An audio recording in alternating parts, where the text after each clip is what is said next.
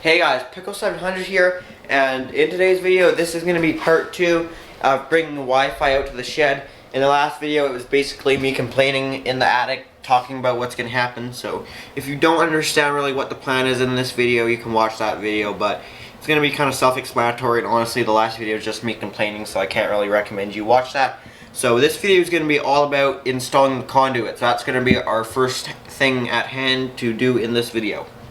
So since the conduit's going to be running up against the side of the house right here, I made sure everything's painted so that it's going to match the house.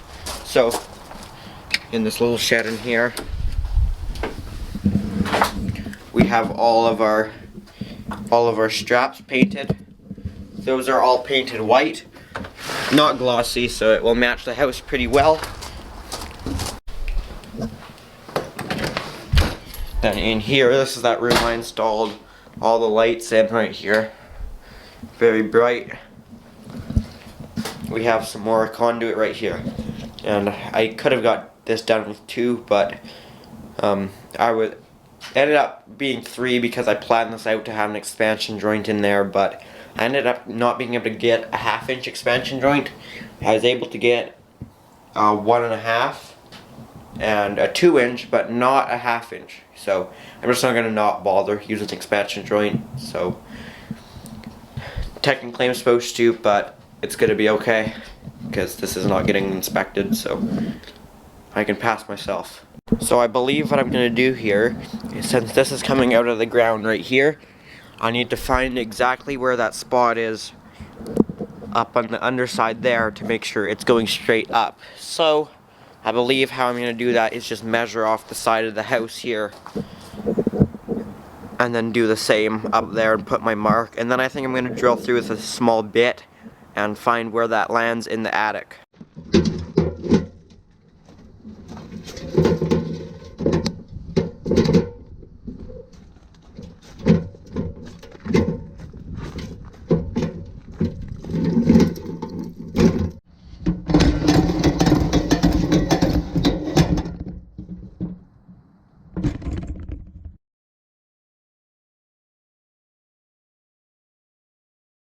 So now I'm just going to check in the attic to make sure there's nothing in that area that I could hit with a drill bit.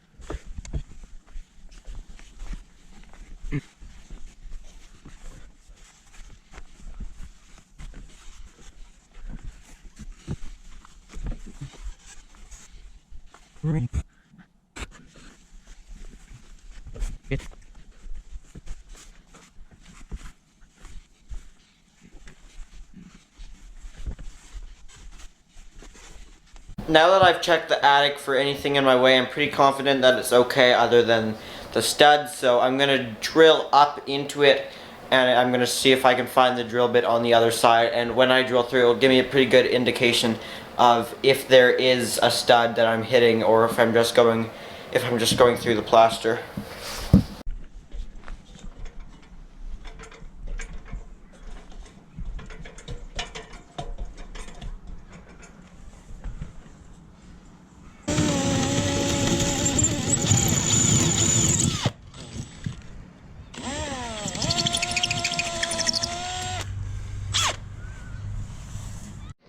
So what I'm going to do now is I'm going to take this fire alarm cable I found. I'm actually going to stick it through that hole, so when I go up in the attic, it'll be much easier for me to find the hole that I made. Plus this is bright red.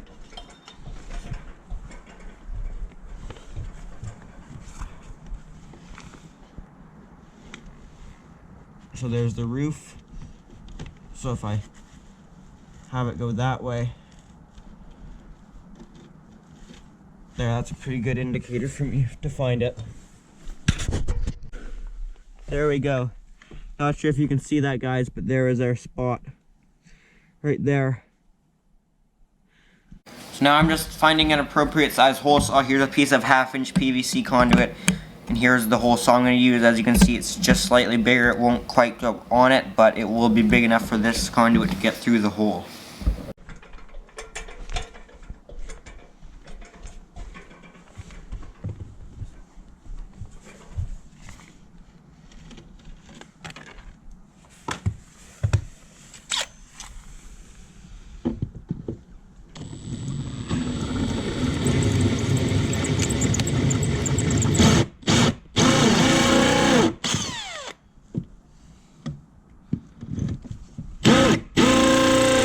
So I've got my little hole up there drilled. It took a little bit of persuasion.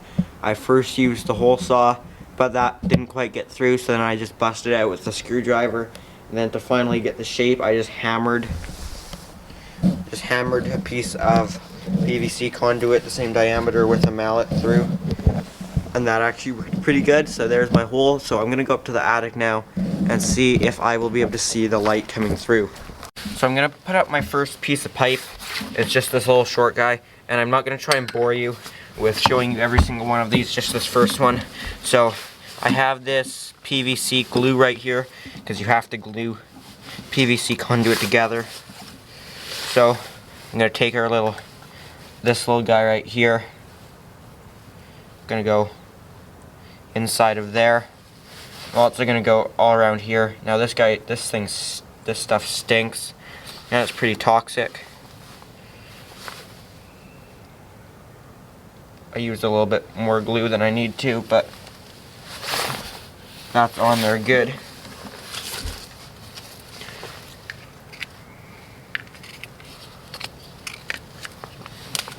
And now this piece right here, I'm gonna put some glue on the outside of it.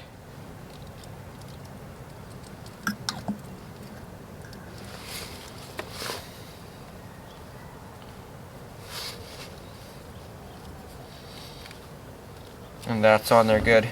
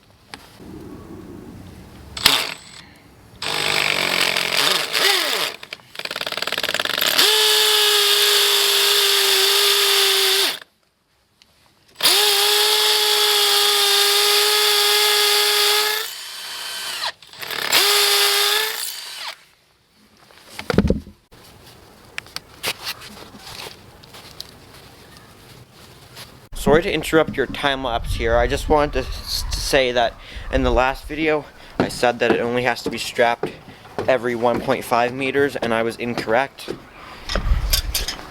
So now I know the 2015 is not in effect anymore, but I don't think they would have changed it, so I'll find where it's set. So right here, 12-1112 fittings, rigid PVC conduit, and then right here, this is trade size 16 for 1/2 inch, and for that it has to be every 750 millimeters. So what that means is every 750 millimeters for trade size 16, 21, and 27 conduit. For this is just for rigid PVC, or what I'm using that's not for EMT or rigid metal conduit. Every 750 millimeters it has to be strapped or supported in some way. So guys, sorry for saying in the last video that it was every 1.5 meters. So I'll show you what that is for you people that use imperial if I get my metric tape measure.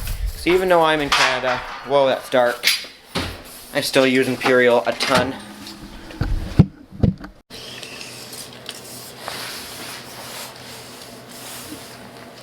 So this is how often it has to be supported. That's 750 millimeters right there, or 75 centimeters, which is pretty much exactly 29.5 inches. So from here to the ground, I'm within my 750. In the ground, obviously, you don't have to strap stuff in the ground. That should be pretty obvious. So now I have to figure out where I need to strap it next.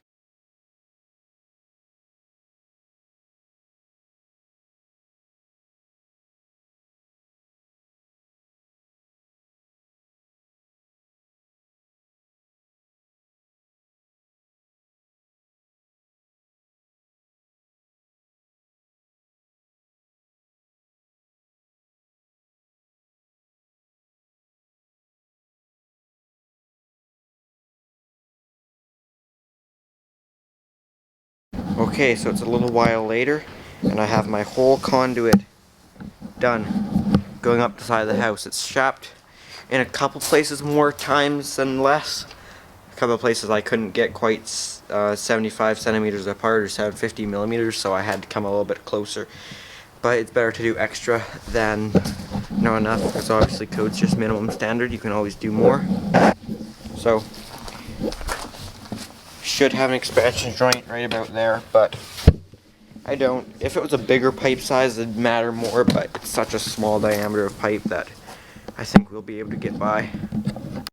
Back in the shed now, I got my fish tape all the way through, so this has gone all the way through the conduit, and it is coming up inside the attic. I probably have about 5 or 6 feet extra, and that is it on this fish tape. This fish tape is luckily just long enough by about 6 feet. So I'm going to be pulling it from this and feeding it from the attic. So next thing that I'm going to have to do is pull our Cat 5e that is rated for the underground or direct burial. And when I pull that, I'm also going to pull some of this hydro string, which I believe I have enough of. So if I need to pull anything in the future, there's always some of that. And luckily, I just got these like a week or so ago.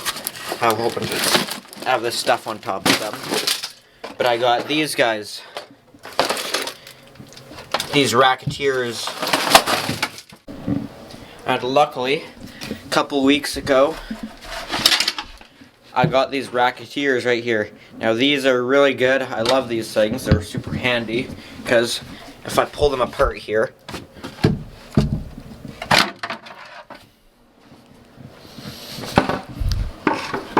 you set them up like this.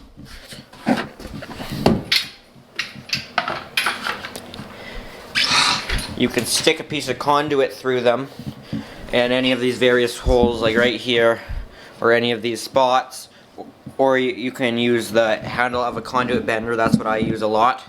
And you can put some reels of wire in the middle, and they're really handy, so your wire isn't rolling all over the place, so it will stay on this thing that you can pull off of, which is really handy.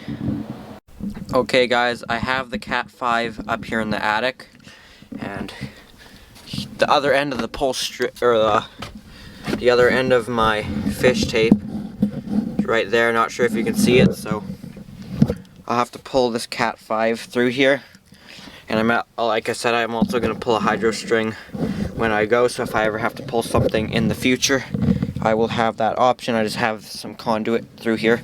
I put this more towards the back, being that this is kind of precarious, so I want the weight more towards the back, so once it's pulled, it'll have a better chance of not falling over. So next, I just have to attach my hydro string and the Cat 5e to the fish tape, so I can then pull it through. So I'm going to set up a GoPro in here that is pointed at the spool of Cat 5e, so you can see that from both angles of me pulling and this coming from up here.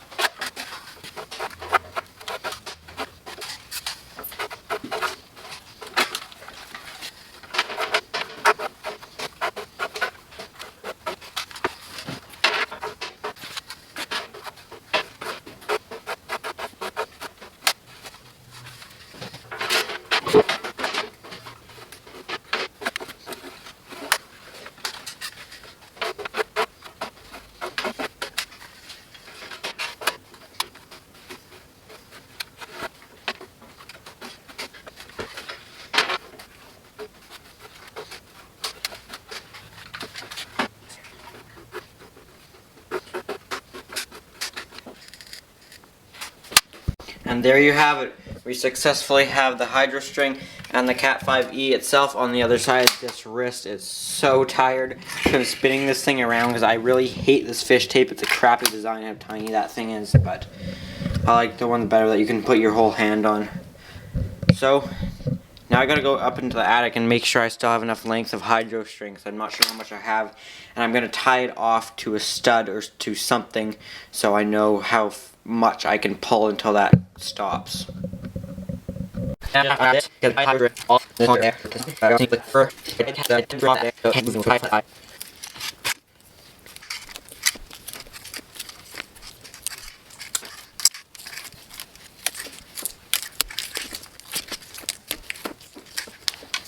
Okay guys, little update. I have all the Cat 5 ran through the attic and I have it all stapled down. I also stapled down the old one which was never stapled down, one feeding my jack in my room. So both of those are now stapled down, and I've pushed the Cat 5 down the wall where the other one goes to the router, and I'm thinking it made it pretty far down the wall, but I haven't checked yet. So that's where we're at. I'm not going to bother show you in the attic since it's not that exciting and I don't want to have to go back in there again. So I'm going to do a bunch of conduit work here and I'll update you once that is all done. So guys, it's maybe been an hour and this is where we're at. So right here we have our conduit out the ground. This is where I tied off that hydro string, and then we have our Cat 5e that goes into this pipe. That will focus. We do a 90 up the wall behind that one, do a box offset, or we do an offset right here, and then we go into this 1110 single gang box. Then we do another offset, and then we go up right here. So I have a couple new conduits. I have that one, and then I have this one. This will bring, if we go down here, this will bring power to my switch. This is a 5-port switch. This does not have any PoE, but I don't need it because I'll be getting an access point that does not need PoE. So 2 new conduits, and like I said, that one's just for the cord for it to keep it a little neater.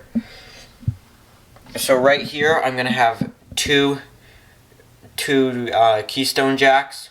One will basically be this, where I can put in a patch cable feeding this switch, and then one will be, the top one will be out from a patch cable going out of that switch, going up where I'll have another keystone jack and another little patch cable going to the access point.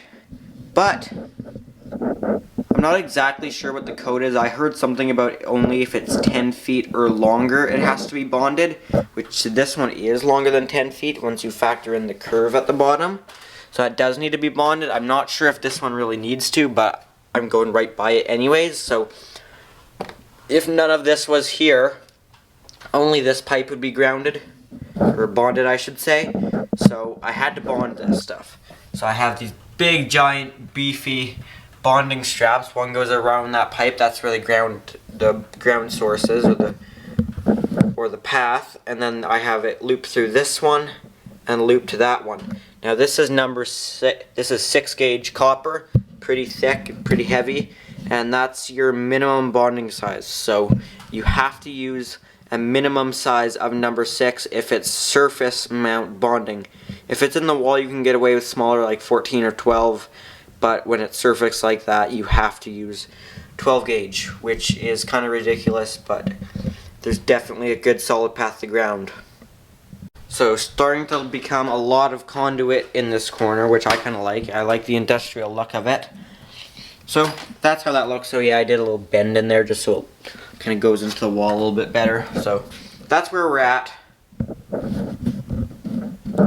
I do kind of like the look of all that bonding and grounding stuff right there. I think it just looks kind of cool. Anyways guys, I think that about wraps up for this video. I don't want to make this video too long, but there is going to be a third part. This is part 2, as you know. So third part will be me terminating all the jacks and installing actual devices. We'll see if we'll have an access point at that point. There might still not be one, but talk about terminating keystone jacks and all that stuff. So make sure to stay tuned for that video. But if you enjoyed this video, make sure to hit the thumbs up button, and if you haven't already, make sure to subscribe. Thanks for watching.